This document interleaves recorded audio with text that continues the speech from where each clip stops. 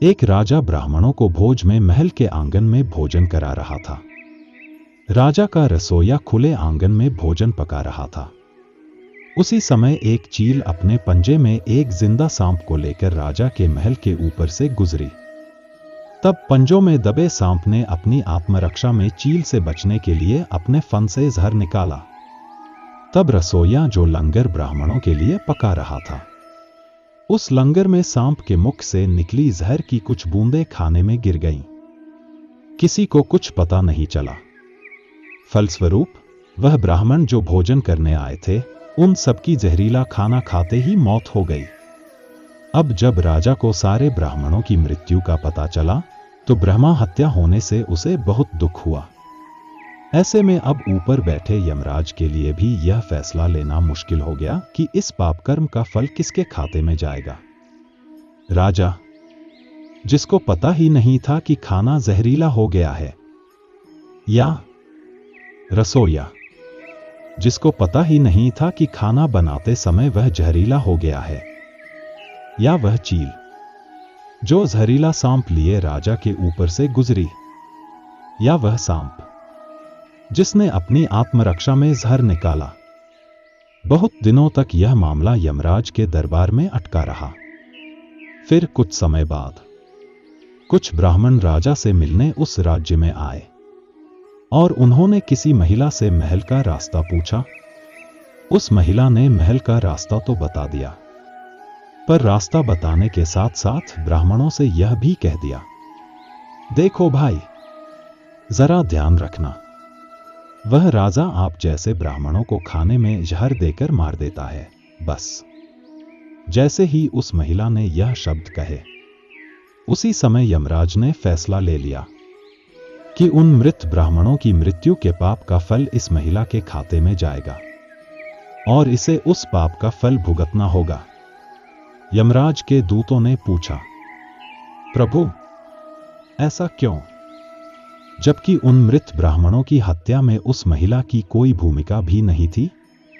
तब यमराज ने कहा, भाई देखो, जब कोई व्यक्ति पाप करता है तब उसे बड़ा आनंद मिलता है, पर उन मृत ब्राह्मणों की हत्या से ना तो राजा को आनंद मिला, ना ही उस रसोइये को आनंद मिला, ना ही उस सांप को आनंद मिला, और ना ही उस चील को आनंद मिला। पर उस पाप कर्म की घटना का बुराई करने के भाव से बखान कर उस महिला को जरूर आनंद मिला। इसलिए राजा के उस अनजाने पाप कर्म का फल अब इस महिला के खाते में जाएगा। बस इसी घटना के तहत आज तक जब भी कोई व्यक्ति किसी दूसरे के पाप कर्म का बखान बुरे भाव से करता है, या यूं कहें बुराई करता है, तब उस व्यक्ति के पापों का हिस्सा उस बुराई करने वाले के खाते में भी डाल दिया जाता है। अक्सर हम जीवन में सोचते हैं कि हमने ऐसा कोई पाप नहीं किया, फिर भी हमारे जीवन में इतना कष्ट क्यों आया? यह कष्ट और कहीं से नहीं, बल्कि लोगों की बुराई करने के कारण उनके पाप कर्मों से आया होता है, जो बुराई करते ही हमारे खाते में ट्रांसफर हो जाता है। एक गरीब ब्राह्मण अपनी पत्नी के साथ रहता था। एक दिन ब्राह्मण गांव जा रहा था। तभी एक चिड़िया एक मछली पकड़कर एक खेत में खाने की तैयारी कर रही थी। ब्राह्मण ने चिड़िया की चोंच से मछली छीन ली। मुंह का आहार छिन जाने पर निराश होकर चिड़िया ने आकाश की तरफ देखते हुए कहा, दूसरे को तकलीफ देना अच्छी बात नहीं है। उस दिन के बाद चिड़िया जब मछली के बारे में सोचती तो ब्राह्मण को श्राप देते हुए कहती, जिस तरह तूने मुझे निराश किया, तू भी उसी तरह निराश होगा। मछली के बारे में सोचते सोचते चिड़िया सूखकर दुबली हो गई और एक दिन मर गई। जबकि ब्राह्मण मछली को घर ले गया और खुशी के साथ मछली को खा लिया। कुछ दिनों के बाद ब्राह्मण के घर बेटा पैदा हुआ। लड़का देखने में इतना सुंदर था कि जो उसे देखता गोद में उठा लेता। माँ बाप उसे देखकर भूख प्यास भूल जाते। धीरे धीरे लड़का बड़ा हो गया, रूप और गुण से भरपूर। लड़के को देखकर माँ बाप की खुशी का ठिकाना नहीं था। लेकिन विधाता की विडंबना देखो। निष्ठुर काल ने ब्राह्मण ब्राह्मणी की खुशी छीन ली। जिस दिन लड़का मरा, उस दिन माँ बाप के आंसू रुकने का नाम नहीं ले रहे थे। दोनों ने खाना पीना छोड़ दिया और दिन रात छाती पीटते हुए रोते रहे। ब्राह्मण रोज रोते हुए कहता, यम, तुम पत्थर दिल हो, तुम्हें भी कूटा जाए तो कैसा लगेगा। रोज रोज ब्राह्मण के आंसू देख यमराज ने सपने में आकर कहा, जिस बेटे के लिए रो रहे हो उस बेटे को देख पाओगे, लेकिन तुम्हें मेरी एक बात माननी होगी। ब्राह्मण ने पूछा, क्या बात प्रभु? यमराज बोले, कल तुम भीतर से दरवाजा बंद कर अपने पूजा घर में सोना और 3 दिन तक किसी को भी वहां जाकर जगाने नहीं देना। अगले दिन ब्राह्मण ने सपने के बारे में विस्तार से ब्राह्मणी को बताया और उसी के अनुसार पूजा घर के भीतर जाकर सो गया। जब ब्राह्मण को गहरी नींद आई, तब एक यमदूत ब्राह्मण का शरीर वहीं छोड़कर उसकी आत्मा को यमपुरी लेकर चला गया। यमपुरी में ब्राह्मण ने ना जाने कितने सारे नजारे देखे। कहीं पापी को यमदूत कूट कूट कर चटनी बना रहे थे, तो कहीं भयंकर पापी की जीभ में कांटा चुभा उन्हें घसीट कर नरक कुंड में डाल रहे थे। हर तरफ चीख पुकार थी। फिर यमराज ने कहा, ब्राह्मण देखो, क्या इनमें तुम्हारा बेटा भी है? ब्राह्मण ने उधर देखा और अपने बेटे को मौजूद पाया। बेटे को देखकर ब्राह्मण खुश होकर यमराज से बोला, जी महाराज, वह है मेरा बेटा। ब्राह्मण का जवाब सुनकर यमराज ने कहा, उसे यहां बुलाओ, अगर ना आए तो वहां जाकर बुला लाओ। ब्राह्मण ने बेटे को पुकारा, मगर वह नहीं आया। तब उसके पास जाकर बोला, मेरे बच्चे, मैं आया, तू मेरे साथ चल। ब्राह्मण ने 3-4 बार इस तरह कहा, मगर बेटे ने उसकी तरफ देखा ही नहीं। तब उसे हाथ से पकड़कर ब्राह्मण ने कहा, मेरे बच्चे, इधर देखो तो, मैं हूं तेरा बाप। यह सुनकर बेटे ने बाप की तरफ देखकर चिल्लाकर कहा, तू मुझे बेटा क्यों कह रहा है? मैं तेरा बेटा नहीं हूं। कभी तूने चिड़िया को तकलीफ पहुंचाकर उसके मुंह का आहार छीन लिया था, उसी का बदला लेने के लिए मैं तेरा बेटा बनकर पैदा हुआ था। अब याद आया ना? तूने जिस तरह मेरे मन को तकलीफ पहुंचाई थी, उसी तरह मैं तेरे मन को तकलीफ पहुंचाकर चला आया। बेटे का जवाब सुनकर ब्राह्मण उदास हो गया और यमराज के पास आकर बोला, वह मेरा बेटा नहीं है। ब्राह्मण की बात सुनकर यमराज ने उससे कहा, तुम लोग बेवजह मुझे कोस रहे थे, अब पता चल गया ना किसका कसूर था। इतना कहकर यमराज ने यमदूत को इशारा किया और यमदूत ब्राह्मण की आत्मा लेकर फौरन उसके पूजा घर में पहुंच गया। ब्राह्मण के शरीर में उसकी आत्मा डालकर यमदूत चला गया। जागते ही ब्राह्मण ने ब्राह्मणी को सपने का सारा हाल बता दिया और उसके बाद ब्राह्मण ब्राह्मणी ने दिवंगत बेटे की याद में आंसू बहाना बंद कर दिया। कर्म एक ऐसा ढाबा है जहां हमें ऑर्डर करने की जरूरत नहीं पड़ती। हमने जो पकाया होता है, हमें वही मिलता है। कर्म आखिरकार सामने आता है। जैसा बोओगे वैसा ही काटोगे। जल्द ही या बाद में कर्म आपको वह परोस देगा जिसके आप हकदार हैं। कर्म ही व्यक्ति की पहचान का मुख्य आधार होता है।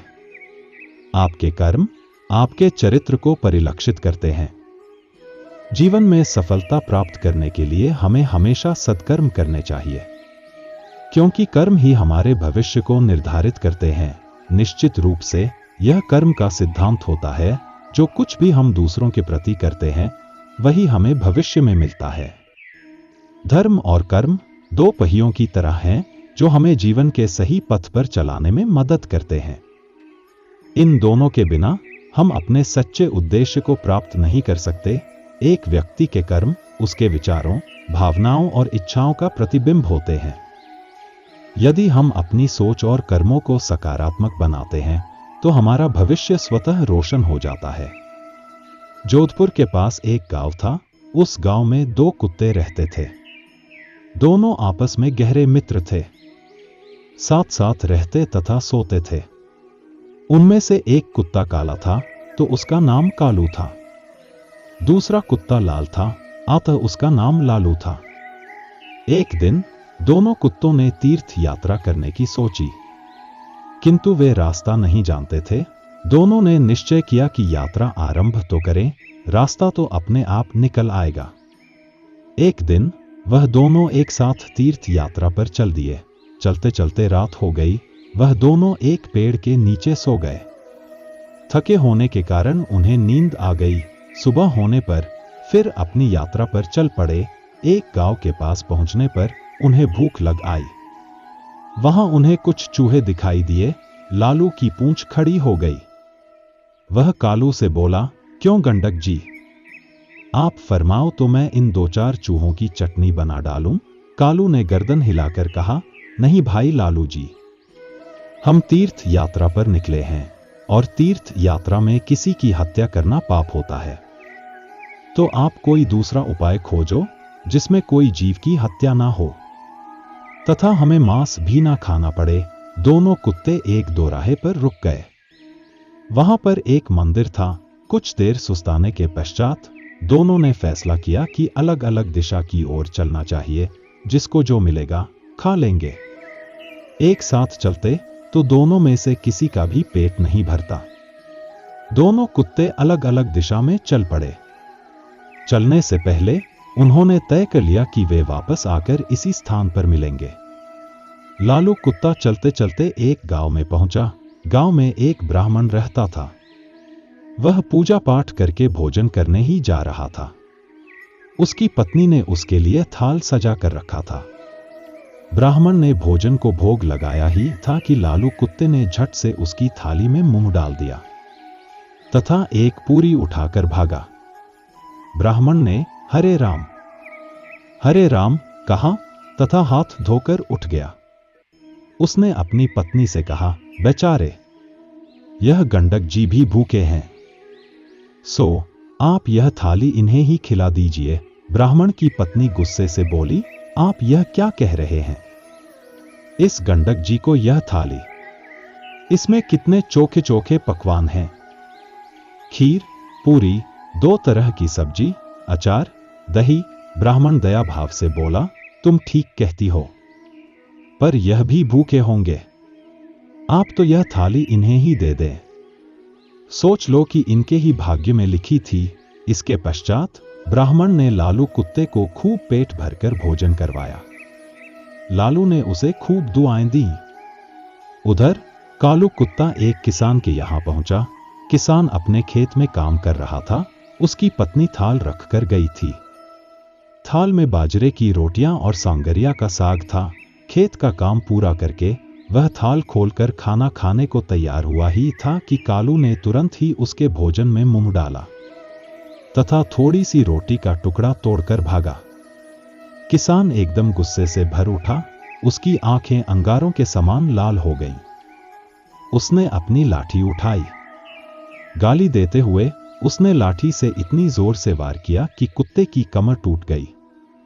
वह पीड़ा से चिल्लाने लगा। कमर टूट जाने के कारण वह भाग ही नहीं सका। इसी बीच उसकी कमर में 2-4 लाठियां और पड़ गईं। कुत्ता अधमरा हो गया। लालू दोराहे पर खा पी कर मस्त पड़ा था।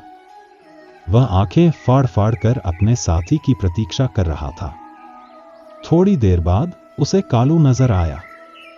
वह लपक कर उसकी ओर दौड़ा। उसकी टूटी हुई कमर देखकर वह बहुत दुखी हुआ। पूछने लगा, भाई, तुम्हारे साथ ऐसी बात किसने की? कौन निष्ठुर पापी है जिसने रोटी के पीछे तुम्हारी कमर ही तोड़ डाली? कालू की आंखें भर आईं। उसने पीड़ा से कराहते हुए सारी कथा सुनाई। कथा सुनाकर वह क्रोध तथा दुख में डूबकर बोला, मैं उससे अपना बदला जरूर लूंगा। लालू भी कृतज्ञ होकर बोला, मुझे भी उस ब्राह्मण का कर्ज चुकाना है। इसी प्रकार बातचीत करते हुए दोनों कुत्तों ने अंत में यह निश्चय किया कि उन्हें प्राण त्याग देनी चाहिए था। प्राण त्यागने के पश्चात उनके घरों में जन्म लेना चाहिए। इत्तेफाक से ना तो किसान के कोई पुत्र था और ना ही ब्राह्मण के। दोनों कुत्तों ने मंदिर के आगे जाकर अपने प्राण त्याग दिए। एक ही पल में दोनों मृत्यु को प्राप्त हो गए। कालू ने किसान के घर जन्म लिया। किसान बहुत प्रसन्न हुआ, किंतु उसकी खुशी अगले ही पल विलुप्त हो गई। घर में इस पुत्र के पैदा होते ही उसका बैल मर गया। पत्नी अस्वस्थ रहने लगी। पहले जन्मदिन पर किसान के हरे भरे खेत को जानवर चट कर गए। उधर ब्राह्मण के घर भी बेटा पैदा हुआ। पुत्र के उत्पन्न होते ही राज दरबार में ब्राह्मण की पदवी ऊंची हो गई। ब्राह्मण ने राजा को एक युद्ध में जीत की बात बताई और राजा युद्ध जीत गया। इससे प्रसन्न होकर राजा ने ब्राह्मण को राज्य पंडित नियुक्त कर दिया। उसे एक महल तथा अपार धन भेंट किया। जैसे जैसे ब्राह्मण का बेटा बड़ा होता गया, वैसे वैसे वह भी बाप के समान तेजस्वी निकलता गया। उसने छोटी उम्र में ही सारे शास्त्रों का अध्ययन कर लिया। वह बड़े बड़े पंडितों को शास्त्रार्थ में हरा देता था। इससे ब्राह्मण की कीर्ति में 4 चांद लग गए। किसान का बेटा बुरा निकला। वह बात बात पर अपने बाप को डांटता था, उसे गालियां बकता था। वह जुआ खेलकर बचे खुचे धन को उड़ाने लगा। किसान बहुत ही दुखी हुआ। अंत में उसने सोचा कि इसको सुधारने का कोई उपाय करना चाहिए। इस तरह विचार करते हुए वह एक बुद्धिमान व्यक्ति के पास पहुंचा। उसने उसके सामने अपनी समस्या रखी। बुद्धिमान आदमी बोला, तुम इसकी शादी कर दो। शादी की नकेल अच्छों अच्छों को सीधा कर देती है। किसान ने तुरंत अपने लड़के की शादी करने की सोची। वह लड़की की खोज करने लगा। ब्राह्मण का विचार भी अपने बेटे की शादी करने का हुआ। एक सुकन्या से उसका विवाह हो गया। उसके बेटे की पत्नी भी सुशिक्षित थी। उसने आते ही घर को स्वर्ग बना दिया। किसान ने भी अपने पुत्र का विवाह कर दिया। शादी के अगले दिन ही उसका बेटा अचानक चल बसा। उसके बेटे की बहू ने आकर देखा तो वह अचेत हो गया। होश में आते ही वह दीवार से सिर मार मार कर रोने लगा और चिल्लाने लगा, हाय मेरा बेटा, मेरी कमर तोड़कर चला गया। ब्राह्मण का बेटा उसी गांव में कथा कह रहा था, इस संसार में जो जैसा कर्म करता है उसे वैसा ही फल मिलता है। किसी भी व्यक्ति को 2 रंगों में कर्म फल मिलता है। बीते हुए अच्छे कर्म आज आपकी रोती हुई आंखों से भले ही पानी बनकर बह रहे हों, पर यह आपके कर्म ही हैं जिन्होंने उन बहते हुए आंसुओं को पचाने की हिम्मत दी है और उस परिवेश से निकलने का हौसला भी दिया है। बीते हुए बुरे कर्म आज आपकी हंसती हुई आंखों में भले ही चमक बन चमक रहे हों, पर यह आपके कर्म ही हैं जो भविष्य में आपकी हिम्मत और हौसले के आधार को आधारहीन करेंगे और पुनः आप खुद को उसी स्थिति में पाएंगे जहां से वह चमक आपने चुराई थी। एक आदमी बहुत बूढ़ा होने की वजह से कोई काम नहीं कर पाता था। ना जाने किन कर्मों की वजह से आज उसका यह हाल था कि वह रोज घर घर जाकर भीख मांगकर गुजारा करने पर मजबूर था। वह भिखारी रोज एक दरवाजे पर जाता और भीख के लिए आवाज लगाता, और जब घर का मालिक बाहर आता तो उसे गालियां और ताने देता। वह बोलता, मर जाओ, काम क्यों नहीं करते, जीवन भर भीख मांगते रहोगे। हमने क्या यहां पैसों का पेड़ लगा रखा है या खैरात बंट रही है जो रोज मुंह उठाए चले आते हो।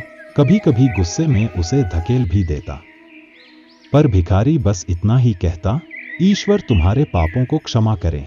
एक दिन सेठ बड़े गुस्से में था। शायद व्यापार में घाटा हुआ था। वह भिखारी उसी वक्त भीख मांगने आ गया। सेठ ने आव देखा न ताव, सीधा उसे पत्थर दे मारा। भिखारी के सिर से खून बहने लगा। फिर भी उसने सेठ से कहा, ईश्वर तुम्हारे पापों को क्षमा करें, और वहां से जाने लगा। सेठ का गुस्सा थोड़ा कम हुआ तो वह सोचने लगा, मैंने उसे पत्थर से भी मारा, पर उसने बस दुआ दी। इसके पीछे क्या रहस्य है? जरूर इसकी जिंदगी में कुछ तो हुआ होगा। इतना सोच सेठ भिखारी के पीछे चलने लगा। भिखारी जहां भी जाता, सेठ उसके पीछे जाता। कोई उस भिखारी को भीख दे देता तो कोई उसे मारता, जलील करता, गालियां देता, पर भिखारी इतना ही कहता, ईश्वर तुम्हारे पापों को क्षमा करें। अब अंधेरा हो चला था। भिखारी अपने घर लौट रहा था। सेठ भी उसके पीछे पीछे था। भिखारी जैसे ही अपने घर पहुंचा, वहां एक टूटी फूटी खाट पर एक बुढ़िया सोई थी, जो भिखारी की पत्नी थी। जैसे ही उसने अपने पति को देखा, वह उठ खड़ी हुई और भीख का कटोरा देखने लगी। उस कटोरे में मात्र एक आधी बासी रोटी थी। उसे देखते ही बुढ़िया बोली, बस इतना ही? और यह आपका सिर कहां फूट गया? भिखारी बोला, हाँ, बस इतना ही। किसी ने कुछ नहीं दिया, सबने गालियां दी, पत्थर मारे, इसलिए यह सिर फूट गया। भिखारी ने फिर कहा, सब अपने ही पापों का परिणाम है। याद है ना तुम्हें, कुछ वर्षों पहले हम कितने रईस हुआ करते थे? क्या नहीं था हमारे पास? पर हमने कभी दान नहीं किया। बुढ़िया की आंखों में आंसू आ गए। उसने कहा, हाँ, कैसे हम उस अंधे भिखारी का मजाक उड़ाते थे, कैसे उसे रोटियों की जगह खाली कागज रख देते थे, कैसे हम उसे जलील करते थे, कैसे हम उसे कभी कभी मार और धकेल देते थे। अब बुढ़िया ने कहा, हाँ, सब याद है मुझे, कैसे मैंने भी उसे राह नहीं दिखाई और घर के बने नाले में गिरा दिया था। जब भी वह रोटियां मांगता, मैंने बस उसे गालियां दी, एक बार तो उसका कटोरा तक फेंक दिया। और वह अंधा भिखारी हमेशा कहता था, तुम्हारे पापों का हिसाब ईश्वर करेंगे, मैं नहीं। आज उस भिखारी की बद्दुआ और हाय हमें ले डूबी। फिर भिखारी ने कहा, पर मैं किसी को बद्दुआ नहीं देता, चाहे मेरे साथ कितनी भी ज्यादती क्यों ना हो जाए। मेरे लबों पर हमेशा दुआ ही रहती है। मैं अब नहीं चाहता कि कोई और इतने बुरे दिन देखे। मेरे साथ अन्याय करने वालों को भी मैं दुआ देता हूं, क्योंकि उनको मालूम ही नहीं वे क्या पाप कर रहे हैं, जो सीधा ईश्वर देख रहा है। सेठ चुपके चुपके सब सुन रहा था। उसे अब सारी बात समझ आ गई थी। बूढ़े बुढ़िया ने आधी रोटी को दोनों मिलकर खाया और कहा, प्रभु की महिमा अपरंपार है, बोलकर सो गए। अगले दिन वहां भिखारी भीख मांगने सेठ के यहां गया। सेठ ने पहले से ही रोटियां निकालकर रखी थी। उसने भिखारी को दी और हल्की सी मुस्कान भरे स्वर में कहा, माफ करना बाबा, गलती हो गई। भिखारी ने कहा, ईश्वर तुम्हारा भला करे, और वह वहां से चला गया। सेठ को एक बात समझ आ गई थी, इंसान तो बस दुआ या बद्दुआ देता है, पर पूरी तो ईश्वर ही करता है, वो भी कर्मों के हिसाब से। तो दोस्तों, देखा आपने कैसे हमारे कर्म हमें कैसी जिंदगी जीने पर मजबूर कर देते हैं। इसलिए जीवन में हमेशा अच्छे कर्म करो, कभी किसी का बुरा मत करो। ईश्वर आपकी खुशियों को बनाए रखेगा। बड़े बड़े दुख मुसीबतें आपके जीवन से टल जाएंगी। बाहरी दुनिया में तो यदि पुलिस झूठा सबूत दे दे तो अदालत का फैसला भी अनुचित हो सकता है, परंतु भीतरी दुनिया में ऐसी गड़बड़ी की संभावना नहीं। अंतःकरण सब कुछ जानता है कि यह कर्म किस विचार से, किस इच्छा से, किस परिस्थिति में और क्यों किया गया था। वहां बाहरी मन को कोई सफाई या बयान देने की आवश्यकता ही नहीं पड़ती, क्योंकि गुप्त मन उस बात के संबंध में स्वयं ही पूरी जानकारी रखता है। हम जिस इच्छा से, जिस भावना से जो काम करते हैं, उसी इच्छा और भावना से ही पाप पुण्य का नापतोल होता है। भौतिक वस्तुओं की नापतोल बाहरी दुनिया में होती है। एक गरीब आदमी 2 पैसा दान करता है और एक धनी आदमी 1000 रुपए दान करता है। बाहरी दुनिया तो पुण्य की तोल पैसे की गिनती से करेगी। 2 पैसे दान करने वाले की ओर कोई आंख उठाकर भी नहीं देखेगा, पर 1000 रुपए देने वाले की प्रशंसा चारों ओर फैला दी जाएगी। लेकिन भीतरी दुनिया में यह नापतोल नहीं चलती। बाहर की दुनिया में रुपयों की गिनती से, काम के बाहरी फैलाव से, कथावार्ता से, तीर्थ यात्रा आदि भौतिक चीजों से यश खरीदा जाता है, परंतु चित्रगुप्त देवता के दरबार में यह सिक्का नहीं चलता। वहां तो इच्छा और भावना की नापतोल होती है, उसी के मुताबिक पाप पुण्य का जमा खर्च लिखा जाता है। भगवान कृष्ण ने अर्जुन से लाखों आदमियों को महाभारत के युद्ध में मरवा डाला। लाशों से भूमि पट गई, खून की नदियां बह गईं। फिर भी अर्जुन को कोई पाप नहीं लगा। क्यों? क्योंकि अर्जुन का उद्देश्य पवित्र था। वह पाप को नष्ट करके धर्म की स्थापना करना चाहता था। बस वही इच्छा खुफिया रजिस्टर में दर्ज हो गई। आदमियों के मरने जीने की कोई संख्या नहीं लिखी गई। दुनिया में करोड़पति की बड़ी प्रतिष्ठा है, पर यदि उसका दिल खोटा है तो चित्रगुप्त के दरबार में वह भिखमंगा गिना जाएगा। और दुनिया का भिखमंगा यदि दिल का धनी है तो उसे वहां बादशाह गिना जाएगा। इस प्रकार मनुष्य जो भी काम कर रहा है वह किस नियत से कर रहा है, वह नियत भलाई या बुराई जिस दर्जे में जाती होगी उसी में दर्ज कर ली जाएगी। सद्भाव से फांसी लगाने वाला एक जल्लाद भी पुण्यात्मा गिना जा सकता है, और एक धर्मध्वज तिलकधारी पंडित भी गुप्त रूप से दुराचार करने पर पापी माना जा सकता है। बाहरी आडंबर का कुछ मूल्य नहीं है, कीमत भीतरी चीज की होती है। सीप की कोई कीमत नहीं। मोल तोल तो मोती का होता है। बाहर से कोई काम भला या बुरा दिखाई दे, उससे कुछ बनता बिगड़ता नहीं।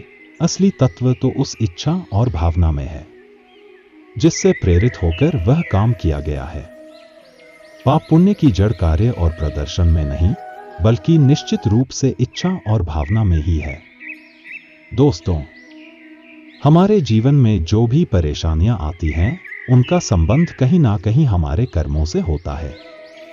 कभी कभी हम जानबूझकर गलत काम करते हैं तो कभी अनजाने में गलत कर जाते हैं, जिसके कारण हमें आगे चलकर परेशानी उठानी पड़ती है। इस बात को समझने के लिए एक छोटी सी कहानी से प्रेरणा लेंगे।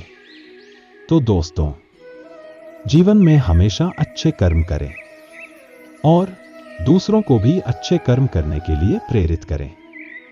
जय श्री कृष्ण।